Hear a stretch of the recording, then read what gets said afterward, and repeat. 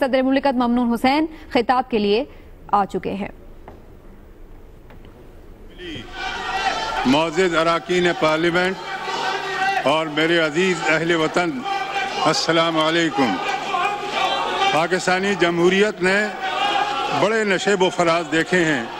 ہماری جمہوریت آزمائش کی گھاٹیوں سے بھی گزری ہے اور قوم کے عزم کے بدولت اس نے بڑے بڑے مارکے بھی سر کیے ہیں، جس کے نتیجے میں ہماری پارلیمنٹ کا اپنا حقیقی مقاصد کے حصول کی طرف کامیابی سے سفر جاری ہے۔ یہ عہد اس اعتبار سے بہت معنی خیز ہے کہ بے شمار مشکلات کے باوجود پارلیمنٹ نے اپنی فیصلہ کن حیثیت سے نہ صرف برقرار رکھی بلکہ انتہائی شدید سیاسی اختلافات کے باوجود قومی اتحاد کی سب سے بڑی علامت بن کر ابھری۔ تاریخ میں اس کا یہ کردار ہمیشہ یاد رکھا جائے گا، جس پر میں آپ سب کو اور پاکستانی قوم کو دل کی گہرائی سے مبارکباد دیتا ہوں۔ سیاسی و مالی ریشہ دوانی کے معاملات ہوں، قومی سلامتی کے بارے میں شکوک و شبہات یا پیچیدہ نوعیت کے دیگر مسائل، ان سب کی بنیاد ماضی کے حالات، غلط فیصلے اور وقتی مقاصد کے لیے اختیار کی گئی پالیسیاں رہی ہیں۔ عمومی رویہ یہ ہے کہ اس طرح کے مسائل کی تمام تر ذمہ داری مخالفین پر عائد کر کے انہیں زیر کرنے کی کوشش کی جائے۔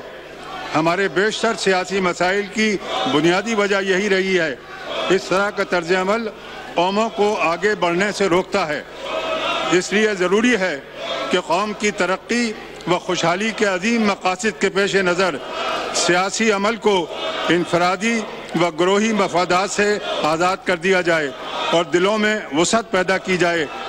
سورہ حشر میں فرمایا گیا، جو لوگ دل کی تنگی سے بچا لیے گئے وہی فلاح پانے والے ہیں۔ مجھے اللہ کی ذات سے پوری امید ہے کہ وہ نیک نیتی کے ساتھ اختیار کیے گئے اس طرز عمل میں برکت پیدا فرمائے گا اور ہم مسائل کی گرفت سے نکل کر ترقی کی راہ پر گامزن ہو سکیں گے۔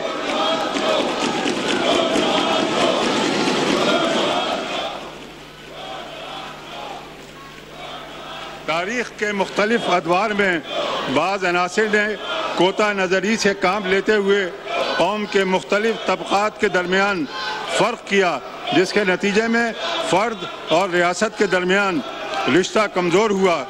کوئی فرد یا گروہ انسانی جب یہ محسوس کرنے لگے کہ اس کے ساتھ مساوی سلوک نہیں کیا جا رہا تو مایوسی کے عالم میں وہ اپنے مفادات کے تحفظ کے لیے ناپسندیدہ راستے ضرور اختیار کرتا ہے۔ اس طرح کی صورتحال میں قیادت ہی ہوتی ہے جو اپنی وسیع النظری اور عملی اقدامات سے عام آدمی کو احساس تحفظ فراہم کرتی ہے۔ یہی فکر مندی تھی کہ جس کے پیش نظر گزشتہ کچھ عرصے سے یہ احساس قوی ہو رہا ہے کہ پیچھے رہ جانے والے طبقات کو ترقی کی دوڑ میں شریک کرنے کے لیے فراخ دلی کے سے کچھ اقدامات ضروری ہیں۔ میری نظر میں بلوچستان اور فاٹا کو قومی دھارے میں لانے کے اقدامات اسی عمل کا حصہ ہیں۔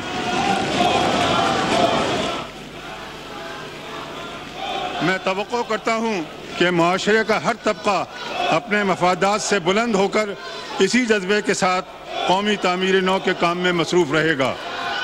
معزز اراکین پارلیمنٹ، گزشتہ کئی دہائیوں کے دوران بے سمت پالیسیوں اور تدبر سے محروم طرز عمل کی وجہ سے قیمتی وسائل بے دردی سے ضائع کر دیے گئے۔ مقام شکر ہے کہ اب احساس زیاں بھی موجود ہے اور کچھ کرنے کا جذبہ بھی۔ ریاست کی کاروبار اور ریاست سرمایہ کار دوست پالیسیاں مختلف بر اعظموں کو باہم ملا کر ایک نئی دنیا کی تخلیق کا ذریعہ بننے والی پاک چین اقتصادی راہداری اور توانائی کے بحران سے نکلنے کے لیے بجلی کے پیداوار کے منصوبے اسی سلسلے کی کڑی ہیں۔ ترقیاتی عمل اور وسائل پر حق کے سلسلے میں قوم کے مختلف طبقات کے درمیان اختلاف رائے کا پیدا ہو جانا غیر فطری نہیں، لیکن میں تو یہ سمجھتا ہوں کہ ایسے معاملات میں اختلاف رائے خیر و برکت کا ذریعہ بنتا ہے اور غلطیوں کی اصلاح کا راستہ ہموار ہو جاتا ہے۔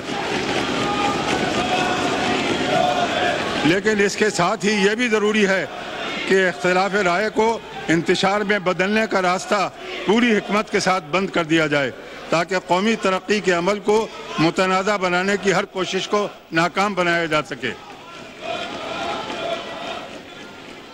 معزز خواتین و حضرات، حکومت کا ویژن 2025 میری نظر سے گزرا ہے، جس میں معیشت کے استحکام اور عوام کی بہبود کے لیے کئی پرکشش پروگرام شامل کیے گئے ہیں، جس میں قومی پیداوار اور فی کس آمدنی کی شرح میں اضافے کے بعد دنیا کی 25 بڑی معیشتوں میں شمولیت کا عزم بھی شامل ہے۔ میں چاہتا ہوں کہ حکومت حزب اختلاف اور وطن عزیز کی تمام سیاسی جماعتیں اتفاق رائے سے اسے ایک متفقہ قومی منصوبے کی حیثیت دے دیں تاکہ حکومت کسی بھی جماعت کی ہو عوامی بہبود کے کاموں میں کوئی رکاوٹ پیدا نہ ہو سکے۔ اس کے ساتھ ہی بڑھتی ہوئی آبادی کی منصوبہ بندی پر بھی توجہ دینے کی ضرورت ہے تاکہ وسائل کا درست استعمال یقینی بنایا جا سکے۔ خواتین و حضرات، اسٹیٹ بینک اور بین الاقوامی اقتصادی اداروں کے جائزوں کے مطابق معیشت کے اشاریے صحت مند ہیں۔ شرح نمو گزشتہ 10 سال میں سب سے بلند سطح پر رہی ہے۔ زر مبادلہ کے ذخائر $23 بلین کی بلند ترین سطح کو چھو چکے ہیں اور افراط زر کی شرح میں نمایاں کمی دیکھی جا رہی ہے، جس کی بنیاد پر معیشت کا غیر جانبداری سے جائزہ لینے والے عالمی ادارے مودی نے بتایا ہے کہ ماضی میں ہماری معیشت کے اشاریے منفی تھے لیکن اب استحکام کی طرف گامزن ہیں۔ ورلڈ بینک کا کہنا ہے کہ پاکستان جنوبی ایشیا کی بہترین کارکردگی والی معیشتوں میں شامل ہو چکا ہے۔ پاکستان اسٹاک ایکسچینج کی کارکردگی میں بھی مسلسل بہتری دیکھی جا رہی ہے، جبکہ اسٹیٹ بینک اور سیکیورٹی ایکسچینج کمیشن نے بھی مالیاتی نظم و نسق کے حوالے سے فعال کردار ادا کیا ہے۔ یہ جائزے باعث اطمینان ہیں، لیکن یہ کامیابیاں حقیقی خوشی کا ذریعہ اسی صورت میں بن سکیں گی اگر یہ خدمت خلق کی زندگی میں آسودگی کے رنگ بکھیر سکیں۔ گزشتہ برس پیٹرولیم مصنوعات کی قیمتوں میں کمی کا رجحان رہا ہے، جس کا فائدہ براہ راست عوام کو منتقل ہوا ہے، اور آئندہ مالی سال کے بجٹ میں ترقیاتی اخراجات میں 3 گنا اضافہ کر دیا گیا ہے۔ میری نظر میں یہ عوامی مسائل میں کمی ہی کی تدبیر ہے، تاہم صحت اور تعلیم سمیت دیگر ضروریات زندگی کی فراہمی کے معاملات پر بھی ہمیں مزید توجہ دینا ہوگی۔ مستقبل پر نظر رکھنے والی قومیں دیر پا ترقی کے لیے انسانی وسائل اور انفراسٹرکچر پر کھلے دل سے سرمایہ کاری کرتی ہیں تاکہ نوجوانوں کو بدلتے ہوئے حالات کے تقاضوں سے عہدہ برا ہونے کے لیے تیار کیا جا سکے۔ یہ ہماری خوش قسمتی ہے کہ پاکستانی آبادی کی غالب اکثریت نوجوانوں پر مشتمل ہے۔ ان کی بہترین تربیت کے لیے مختلف اسکالرشپ پروگرام، اعلیٰ تعلیم کے لیے ٹیکنالوجی ڈیولپمنٹ فنڈ اور تعلیمی اداروں کے معیار کی بحالی خوش آئند ہے۔ میں توقع کرتا ہوں کہ نئی نسل کی اچھی تربیت اور ان کے لیے روزگار کے زیادہ سے زیادہ مواقع پیدا کرنے کے لیے مزید پروگرام بھی شروع کیے جائیں گے۔ ہماری برآمدات کچھ عرصے سے مشکلات کا شکار ہیں۔ اس کا سبب عالمی منڈیوں میں قیمتوں کی کمی ہے۔ میں چاہتا ہوں کہ وزارت تجارت متعلقہ ماہرین کے تعاون سے اس مسئلے کا مؤثر اور دیرپا حل تلاش کرے۔ برآمدات کے ضمن میں دفاعی پیداوار کے شعبے کی کارکردگی نمایاں طور پر بہتر رہی ہے۔ ہماری دفاعی مصنوعات نہ صرف معیاری بلکہ کم قیمت بھی ہیں، جو مارکیٹ کو آسانی کے ساتھ متوجہ کر سکتی ہیں۔ ہمیں اپنی صلاحیت سے مزید فائدہ اٹھانے کے لیے مارکیٹنگ کی جدید تکنیک اختیار کرنی چاہیے۔ غربت کے خاتمے کے لیے قومی سطح پر سخت محنت کی ضرورت ہے۔ اس سلسلے میں BISP کے زیر اہتمام سنجیدگی سے کام ہوا ہے۔ مجھے خوشی ہے کہ اس کے بجٹ میں بھی 3 گنا اضافہ کیا گیا ہے۔ میری خواہش ہے کہ خواتین کو بااختیار بنانے کی کوششوں کے ساتھ تربیت کے ذریعے ان کی صلاحیتوں میں بھی اضافے کے لیے منصوبہ بندی کی جائے۔ گزشتہ برس ہیلتھ انشورنس اسکیم جاری کی گئی. علاج و معالجے کی سہولتیں عام کرنے کے ضمن میں یہ ایک مفید منصوبہ ہے، لیکن میں سمجھتا ہوں کہ آبادی میں تیز رفتار اضافے اور محدود وسائل کی وجہ سے ملک میں طبی سہولتوں کی صورتحال قابل رشک نہیں رہی. دور دراز اور پسماندہ علاقوں پر دواخانوں اور اسپتالوں کی موجودگی کے باوجود بعض لوگوں کی نااہلی کی وجہ سے طبی سہولتیں آسانی سے میسر نہیں آتی. اس لیے ضروری ہے کہ طبی نظم و نسق کو بہتر بنایا جائے اور بڑھتی ہوئی آبادی کی ضروریات پوری کرنے کے لیے مزید ہسپتال اور ہیلتھ یونٹس قائم کیے جائیں. نئی شاہراہوں کی تعمیر اور آمد و رفت کے بہتر ذرائع کے میسر آنے کی وجہ سے سفری سہولتوں میں اضافہ ہوا ہے. شہروں کے اندر ماس ٹرانزٹ سسٹم کی بہتری کے لیے میٹرو، گرین لائن اور ٹرین سروس اہمیت کی حامل ہے. مجھے خوشی ہے کہ ان منصوبوں کی توسیع کراچی تک ہو چکی ہے. آزاد جموں و کشمیر، فاٹا، گلگت بلتستان کے پسماندہ علاقوں کو ملک کے دیگر حصوں کے برابر لانے کے لیے حکومت نے خطیر رقوم مختص کی ہیں جو خوش آئند ہے تاکہ وطن عزیز کے تمام علاقے یکساں طور پر ترقی کر سکیں. زراعت معیشت میں ریڑھ کی ہڈی کی حیثیت رکھتی ہے، اس لیے ضروری ہے کہ اس شعبے کی ترقی اور کسانوں کی حالت عزار میں بہتری کے لیے مسلسل اقدامات کیے جائیں. کھاد سمیت دیگر ضروری اشیاء کی کم قیمت پر فراہمی کی کوششیں اطمینان بخش ہیں، لیکن اس شعبے کو سب سے بڑا چیلنج موسمیاتی تبدیلیوں سے ہے. میں چاہتا ہوں کہ وفاقی اور صوبائی حکومتیں ایک مشترکہ حکمت عملی کے تحت کام کریں. یہ مسئلہ چونکہ عالمگیر حیثیت اختیار کر چکا ہے، لہذا اس پر قابو پانے کے لیے دنیا بھر میں کیے جانے والے تجربات سے فائدہ اٹھانے کی منصوبہ بندی کی جائے. ہماری معیشت کو ایک بڑا ضعف توانائی کے بحران سے بھی پہنچا ہے، جس پر ماضی میں توجہ نہیں دی گئی.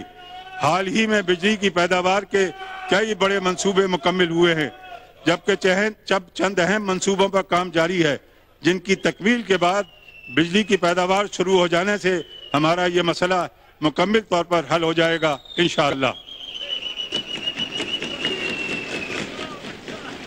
پیداوار میں اضافے اور نئے منصوبوں پر پیش رفت ایک بڑی کامیابی ہے، لیکن بجلی کی تقسیم کی مینجمنٹ پر کڑی نگاہ رکھنے کی ضرورت ہے تاکہ اس طرح کی صورتحال آئندہ کبھی پیدا نہ ہو سکے جس کا مظاہر حالیہ موسم گرما میں دیکھنے کو ملے ہیں.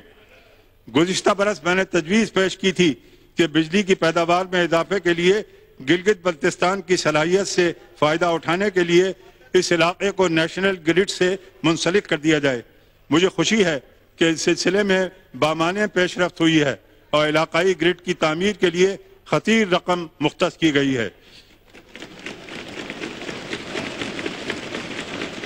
میری خواہش ہے کہ اس کے پہلو بہ پہلو نیشنل گرڈ کے سلسلے میں بھی ابتدائی کام ابھی سے شروع کر دیا جائے تاکہ جب دیامر بھاشا، داسو اور بونجی ڈیموں کی تکمیل کے بعد بجلی کی پیداوار شروع ہو جائے تو اس کی ترسیل میں کوئی رکاوٹ پیش نہ آئے.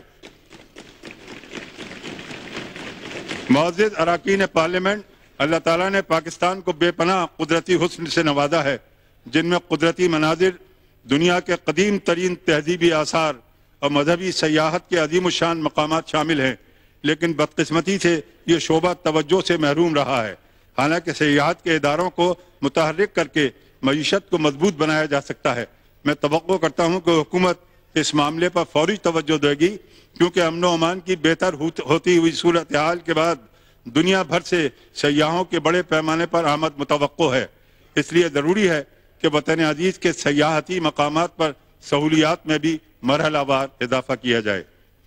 معزز اراکین پارلیمنٹ، بابا قوم قائد اعظم محمد علی جناح نے فرمایا تھا کہ پاکستان کی خارجہ پالیسی اقوام عالم اور خاص طور پر ہمسایہ ممالک سے دوستی، امن، غیر جانبداری اور محروم لوگوں کی اخلاقی مدد کے اصولوں پر استوار ہوگی اور دنیا کے کسی بھی ملک کے خلاف ہمارے جارحانہ عزائم نہیں ہوں گے. پاکستان کے اس عزم کا اظہار اقوام متحدہ کے امن مشنز میں ہمارے بے مثال عملی کردار سے بھی ہوتا ہے. پاکستان روز اول سے اسی پالیسی پر گامزن ہے اور عالمی امن و استحکام اور ترقی کے لیے اقوام عالم خاص طور پر ہمسایہ ممالک کو دعوت دیتا ہے کہ وہ معاشی تعاون کے زرعی اصول پر ایک دوسرے کا ہاتھ تھام لیں تاکہ علاقائی کشیدگی کا خاتمہ کر کے اقتصادی تعاون کو فروغ دیا جا سکے۔ خواتین و حضرات، خارجہ تعلقات کی دنیا میں پاک چین دوستی ایک مثال کی حیثیت رکھتی ہے۔ دونوں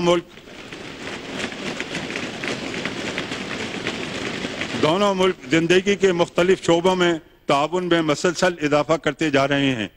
اقتصادی راہداری جس کی ایک شاندار مثال ہے۔ یہ منصوبہ نہ صرف پاکستان اور چین بلکہ خطے کے دیگر ممالک کے لیے بھی ترقی و خوشحالی کا ذریعہ بنے گا۔ اس سلسلے میں گزشتہ دنوں one belt one road forum میں ہماری شرکت بہت مفید ثابت ہوئی ہے، جس کے نتائج دور رس ہوں گے۔ ہم چاہتے ہیں کہ بھارت کے ساتھ تمام مسائل بات چیت کے ذریعے حل کیے جائیں، لیکن مجھے افسوس ہے کہ اس سلسلے میں ہماری پرخلوص پیشکش کا جواب اسی جذبے سے نہیں دیا گیا، بلکہ خطے میں جاسوسی اور تخریب کاری جیسی ناپسندیدہ سرگرمیوں کو فروغ دے کر حالات خراب کیے گئے، جس کا ثبوت پاک سرزمین پر بھارتی جاسوس کی گرفتاری اور اس کے اعترافی بیان سے ملتا ہے۔ پاکستان اور بھارت کے درمیان بنیادی اختلاف جموں اور کشمیر کا مسئلہ ہے، جو تقسیم بر صغیر کا نامکمل ایجنڈا ہے۔ ہمارے کشمیری بھائی بہن اور بیٹے بیٹیاں اپنے اس پیدائشی حق کے لیے سراپا احتجاج ہیں، جن پر وحشیانہ مظالم جاری ہیں۔ اپنے اس طرز عمل کی وجہ سے بھارت خطے کے امن و استحکام کی راہ میں سب سے بڑی رکاوٹ بن چکا ہے۔ مسئلہ کشمیر کا واحد حل اقوام متحدہ کی قراردادوں کے تحت استصواب رائے کا انعقاد ہے۔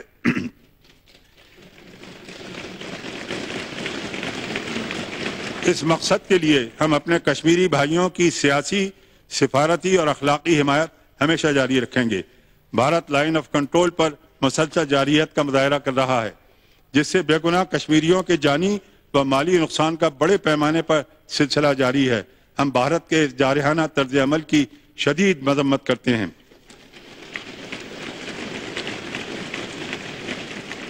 افغانستان میں امن کے بغیر خطے میں استحکام پیدا نہیں ہو سکتا۔ اس مقصد کے لیے پاکستان نے مری مذاکرات کو ممکن بنایا اور ہارٹ آف ایشیا پروسیس میں خوش دلی سے حصہ لیا۔ دہشت گردی پر قابو پانے کے لیے ہم افغان قیادت کو دعوت دیتے ہیں کہ باہمی تعاون سے سرحدی نظم و نسق کو بہتر بنایا جائے۔ ہمیں اندازہ ہے کہ سالہ سال کی خانہ جنگی اور عدم استحکام کی وجہ سے ہمارے اس برادر ملک نے بے پناہ نقصان اٹھایا ہے۔ مشکل کی اس گھڑی میں پاکستان افغانستان کے ساتھ ہمیشہ شانہ بشانہ کھڑا رہا ہے۔ اپنے افغان بھائیوں کے لیے گزشتہ چند برسوں کے دوران خطیر مالی امداد اور 3000 افغان طلباء کو تعلیمی وظائف کی فراہمی بھی اسی سلسلے کی کڑی ہے۔ میں کل جو واقعہ افغانستان میں ہوا اس پر حکومت پاکستان اور پاکستان کے عوام کی طرف سے سخت افسوس کا اظہار کرتا ہوں، اور ان عوامل اور ان لوگوں کے لیے سخت مذمت کا اظہار کرتا ہوں کہ جنہوں نے کل کا واقعہ افغانستان میں کیا۔ ہم افغانستان کی حکومت اور افغانستان کے لوگوں کو پاکستان کے عوام اور پاکستان کی حکومت کی طرف سے اظہار یکجہتی کا اظہار کرتے ہیں۔ پاکستان کی طرف سے اپنے افغان بھائیوں کے ساتھ محبت کا یہ سلسلہ اس توقع کے ساتھ ہمیشہ برقرار رہے گا کہ آپ دیکھیں تو صحیح ربط محبت کیا ہے، اپنا افسانہ ملا کر میرے افسانے سے۔ وسط ایشیائی ممالک قریب ترین پڑوسی اور عقیدے و ثقافت کے اعتبار سے ہمارے دل سے قریب ہیں۔ توانائی کی ضروریات پوری کرنے کے لیے تاپی گیس پائپ لائن اور کاسا 1000 کے منصوبوں سے ہمیں بڑی توقعات وابستہ ہیں۔ ہم چاہتے ہیں کہ ان منصوبوں کی بروقت تکمیل اور خطے کے تمام ممالک سے باہمی تعاون میں اضافے کے لیے تندہی سے کام کیا جائے۔ پاکستان روس کے ساتھ اپنے تعلقات کو بہت اہمیت دیتا ہے اور چاہتا ہے کہ دونوں ممالک کے درمیان معیشت، ثقافت اور دفاع سمیت دیگر تمام شعبوں میں تعاون بڑھایا جائے۔ پاکستان اور ترکی محبت اور احترام کے انتہائی گہرے رشتے میں منسلک ہیں۔ بیشتر عالمی مسائل پر دونوں ملکوں کے خیالات میں یکسانیت ہے، جس کی بنا پر ہمارے دوستانہ تعلقات اسٹریٹجک پارٹنرشپ میں تبدیل ہو چکے ہیں۔ خوشی ہے کہ پاک ترک تعلقات میں ہر گزرتے دن کے ساتھ گرم جوشی بڑھتی جا رہی ہے۔ پاکستان نے اسلامی دنیا کے مسائل کے حل کے لیے ہمیشہ مخلصانہ کردار ادا کیا ہے۔ اسی طرح سرزمین حرمین شریفین کی حیثیت سے ہر پاکستان کے دل میں سعودی عرب کا بے پناہ احترام ہے، جبکہ اسلامی دنیا کے تمام ممالک کے ساتھ ہم اخلاص اور محبت کے رشتے میں بندھے ہوئے ہیں۔ امریکہ کے ساتھ ہمارے تعلقات انتہائی اہمیت کے حامل ہیں۔ گزشتہ 7 دہائیوں کے دوران ان تعلقات میں بہت سے نشیب و فراز آئے ہیں۔ اس پس منظر میں حال ہی میں نئی امریکی انتظامیہ سے ہمارے تازہ رابطے ہوئے ہیں، جو باہمی تعلقات میں وسعت کے ضمن میں معاون ثابت ہوں گے۔ سیاسی اور اقتصادی تعاون کے نقطۂ نظر سے یورپ کے ساتھ ہمارے تعلقات بہت اہم ہیں۔ یورپی برادری نے کچھ عرصے قبل پاکستان کو GSP+ کا درجہ دیا، جو ہماری برآمدات میں اضافے کا ذریعہ بنا۔ اس خطے کے ساتھ تعلقات میں مزید گہرائی پیدا کرنے کے لیے مسلسل کام کرتے رہنا چاہیے۔ جنوب مشرقی ایشیا، جنوبی امریکہ اور افریقی ممالک خطے میں ابھرتی ہوئی معیشتیں ہیں، جن کے ساتھ ہمارے تاریخی روابط رہے ہیں۔ ہم ان تمام ممالک کے ساتھ اپنے رشتوں کی مزید مضبوطی کے خواہش مند ہیں۔ پاکستان نے گزشتہ پارلیمانی سال کے دوران کئی اہم سفارتی کامیابیاں حاصل کی، جن میں ایک اقتصادی تعاون تنظیم کے 2 روزہ سربراہ اجلاس کا پاکستان میں انعقاد ہے۔ اس سے قبل انسداد دہشت گردی و بین الاقوامی جرائم اور منشیات کے پھیلاؤ کے خلاف کام کرنے والی شنگھائی تعاون تنظیم نے پاکستان کو مستقل رکنیت دینے کا فیصلہ کیا تھا۔ خارجہ تعلقات کے ضمن میں یہ کامیابیاں بے حد خوش آئند ہیں۔ پاکستان ایٹمی اسلحے کے عدم پھیلاؤ پر یقین رکھتا ہے۔ ہمارے ایٹمی اثاثے مکمل طور پر محفوظ ہیں، اس لیے ہم سمجھتے ہیں کہ پاکستان نیوکلیئر سپلائرز گروپ کی رکنیت کا بجا طور پر حقدار ہے۔ میں سمجھتا ہوں کہ اس سلسلے میں جلد اشیر پیش رفت ہوگی۔ یہ بدقسمتی ہے کہ گزشتہ برس بھارت کے منفی طرز عمل کی وجہ سے اسلام آباد میں سارک سربراہ کانفرنس منعقد نہ ہو سکی، جس سے سارک ممالک کے درمیان ترقی اور خوشحالی کے لیے باہمی تعاون میں رکاوٹ پیدا ہوئی۔ پاکستان سمجھتا ہے کہ اقوام متحدہ کو مزید مؤثر اور مفید بنانے کے لیے سلامتی کونسل میں اصلاحات ضروری ہیں، تاکہ تمام رکن اور خاص طور پر چھوٹے ممالک کی نمائندگی بھی اس ادارے میں ہو سکے۔ اس سلسلے میں ہمیں اپنی پیش رفت مسلسل جاری رکھنی چاہیے۔ معزز خواتین و حضرات، دہشت گردی کے خاتمے کے لیے طویل جنگ میں ہم نے غیر معمولی قربانیاں دی ہیں۔ اس جنگ کے دوران ہمارے ہزاروں ہم وطنوں اور محافظوں نے جان و مال کی قربانی دی۔ ہمیں ان جانباز سپاہیوں اور شہریوں پر فخر ہے۔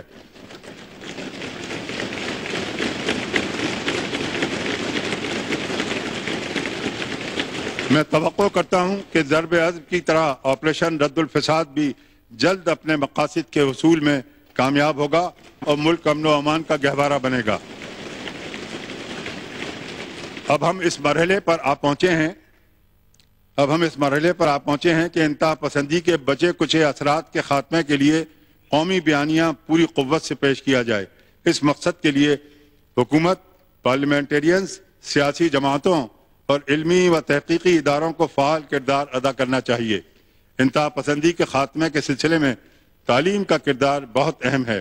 ہم یہ مقصد طبقاتی فرق میں بتدریج کمی اور اعلیٰ و معیاری تعلیم کے دروازے معاشرے کے ہر فرد پر کھول کر حاصل کر سکتے ہیں، تاکہ ہمارے نوجوان برابری اور ذہنی ہم آہنگی کے ساتھ اپنے گرد و پیش کا تجزیہ کر کے نئی دنیا کی تشکیل میں اپنا کردار ادا کر سکیں۔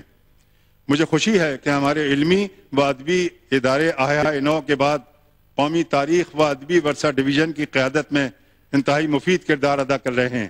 اسی طرح شاعروں، ادیبوں اور فنکاروں کے مسائل کے حل کے لیے خطیر رقم پر مشتمل ایک انڈاؤمنٹ فنڈ بھی قائم کر دیا گیا ہے۔ میں توقع کرتا ہوں کہ ان سرگرمیوں میں مزید وسعت آئے گی اور ہم علمی قدروں کو فروغ دے کر منفی رجحانات کو شکست دینے میں کامیاب ہو جائیں گے۔ مختلف محکموں سے تعلق رکھنے والے ہمارے جواں ہمت کارکنوں نے اپنی محنت اور جانفشانی سے مردم شماری کا عمل مکمل کر دیا ہے۔ اس دوران چند ناخوشگوار واقعات بھی رونما ہوئے، جن میں کئی افراد شہید ہو گئے۔ قوم اپنے ان جانبازوں کو خراج عقیدت پیش کرتی ہے۔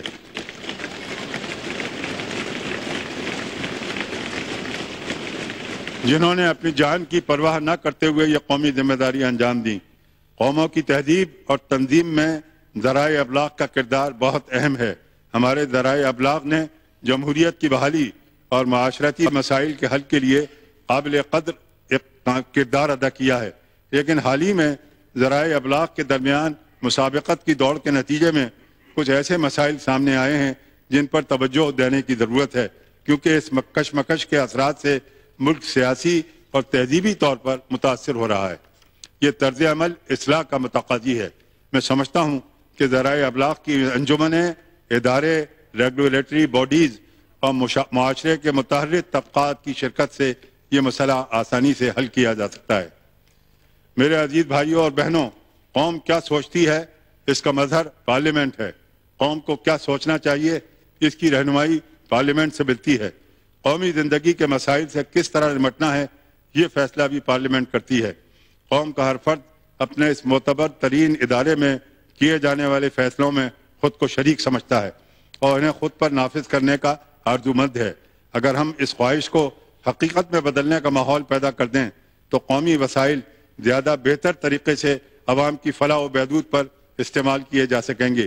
آئیے ایک دوسرے کا ہاتھ تھام کر اس اداروں کو قومی مقاصد کی تکمیل کا ذریعہ بنا دیں، کیونکہ ہمارا نصب العین ایک ایسی پارلیمنٹ ہے جس کا خواب ہمارے بزرگوں اور خاص طور پر مصور پاکستان علامہ اقبال نے دیکھا تھا۔ اللہ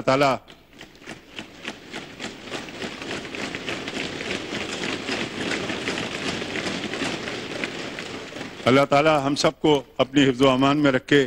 پاکستان پائندہ باد۔